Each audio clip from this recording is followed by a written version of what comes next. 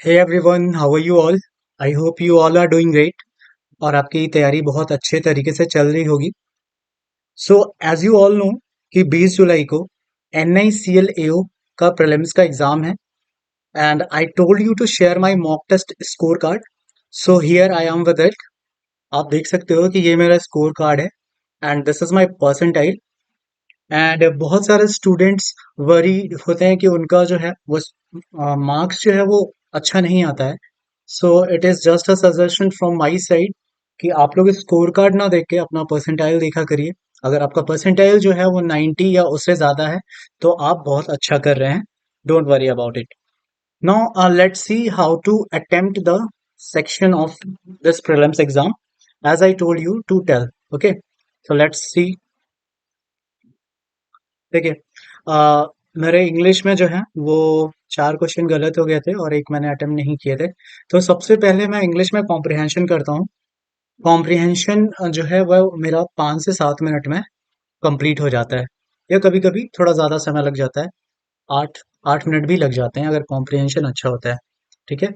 सो बाकी क्वेश्चन जो हैं वो उनके लिए 12 या 11 मिनट मिलता है, तो वो उसमें आराम से हो जाता है। Okay? Now let's see about the reasoning section. So reasoning में आप सबसे पहले मिसलेनियस क्वेश्चंस कर लिया करिए। पजल्स पहले छोड़ दिया करिए। ठीक है, पजल्स छोड़ दीजिए, ब्लड रिलेशन भी छोड़ दीजिए। ठीक है, आई टेल यू वाई। ठीक है, तो पहले आप जितने भी मिसलेनियस क्वेश्चन हैं वो कर लिया करिए। ठीक है, मिसलेनियस करने के बाद आप पजल पे आया करिए। पजल्स उसके बाद करिए। ठीक है, और मिसलेनियस में भी आप दो क्वेश्चंस छोड़ दिया करिए पहले करने में। जैसे कि एक तो वर्ड फॉर्मेशन होता है, उसे छोड़ दीजिए। और ये जो बोथ पेयर ऑफ वर्ड्स होते हैं, बैकवर्ड एंड फॉरवर्ड काउंटिंग होती है ना, इस क्वेश्चन को भी छोड़ दीजिए क्योंकि इसमें टाइम थोड़ा लगता है। तो ऐसे क्वेश्चंस को छोड़ दीजिए। बाकी जो आपके आते हैं सलॉग्स है, या आप देखो इनइक्वालिटी के क्वेश्चंस हैं, या डिस्टेंस एंड डायरेक्शन के आ रहे हैं, तो उसे पहले कर लिया करिए। उन सबको करने के बाद पजल पे आइए। पजल आपका कंप्लीट हो जाता है, उसके बाद आप आइए ब्लड रिलेशन पे।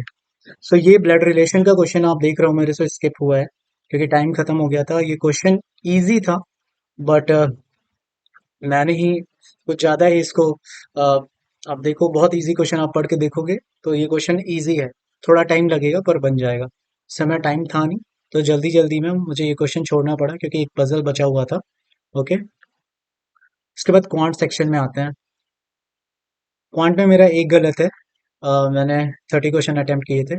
तो क्वांट में सबसे पहले तो आप सिंप्लीफिकेशन या अप्रोक्सीमेशन के लिए जाइए, आप चेक कर लीजिए। बाकी जो क्वेश्चन आप दिख रहे हैं उन्हें मार्क कर लिया करिए।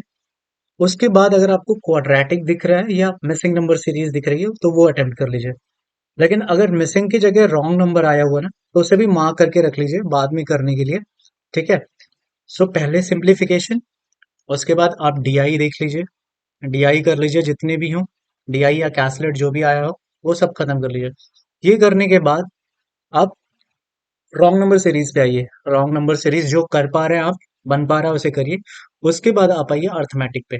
तो अर्थमेटिक करने का एक तरीका जो मैं यूज करता हूँ वो ये है कि कुछ जो चैप्टर्स मेरे बहुत अच्छे हैं, मैं उन्हें पहले मार्क कर लेता हूँ। जैसे मैंने मतलब कुछ समय मैं देता हूँ हर एक अर्थमेटिक क्वेश्चन को देखने के लिए।